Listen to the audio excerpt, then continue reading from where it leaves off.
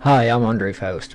Recently, I have been asked to build a machine for a pilot to operate his flight simulator.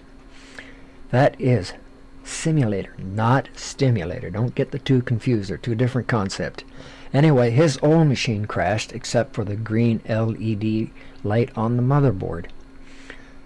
For practical purposes, the power supply is either not providing power or insufficient power to the motherboard.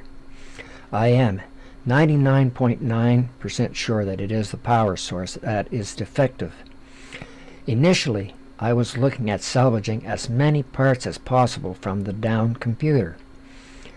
After looking at the flight controller specification, using the existing motherboard was no longer an option because the flight simulator specs requires DirectX 11. Unfortunately, the board is rated for DirectX 10.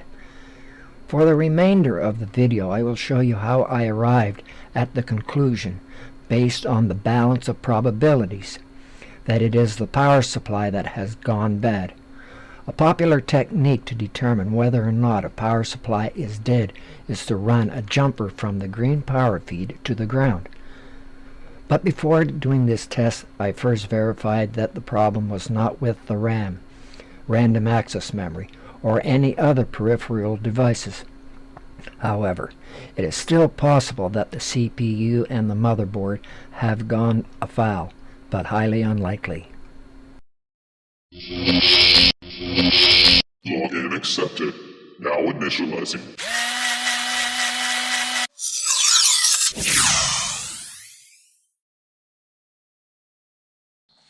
Okay, here it is. We have what's a dead machine, and I've got my ATX plugged in, and I'm plugging in the cord, as you can see. Let's turn power off first. Plug in cord, turn power on.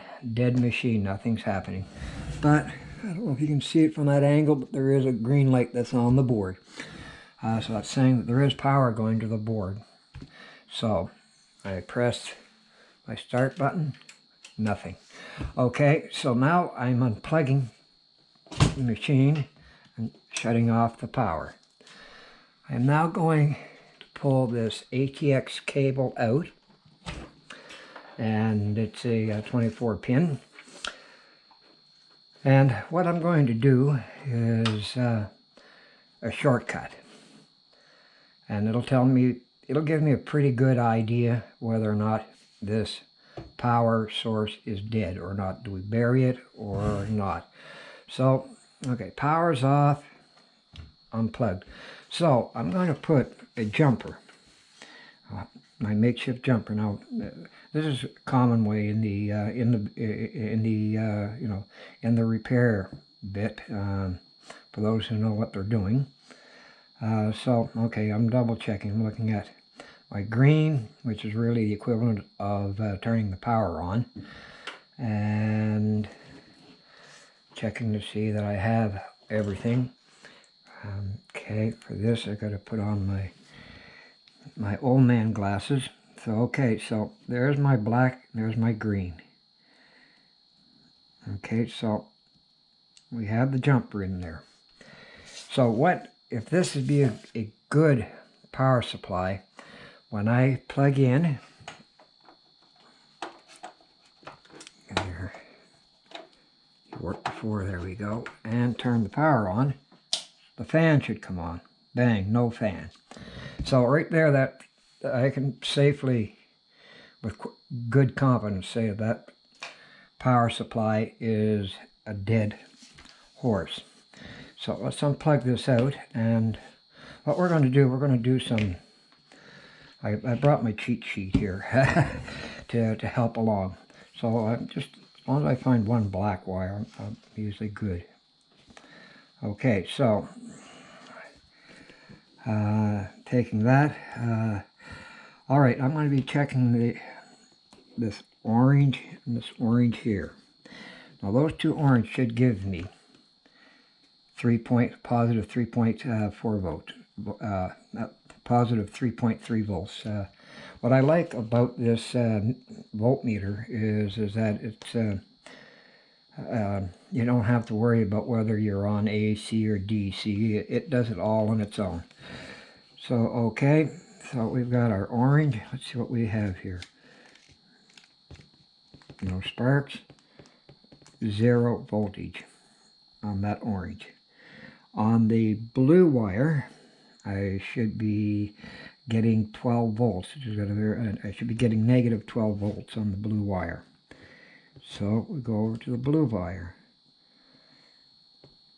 There I've got positive 2.7 volts. So, I mean, really I don't have to go much more than that. I mean, you know,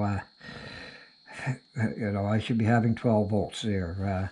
Now let's go to a yellow wire. And there I should be getting 12 volts. Of course, it has to be on the back side, which makes life a little more difficult. Oh, here's that kamikaze crazy cat. Cat, you will not live. You will not see your 14th-year-old birthday. Okay, so what do I have here? Okay, so I've got 0 voltage on that orange. And let's go to the next one beside it. And I've got 1.6 volts.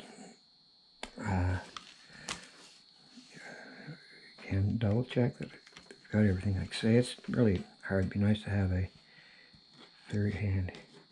Yeah, so I'm getting 1.68 volts off that reading. I should be getting on that yellow. I should have been getting plus 12 volts. I wasn't sure if it was plus or minus. So obviously I was getting you know, 1 volt something. So that pretty well tells the story that this power supply is done over.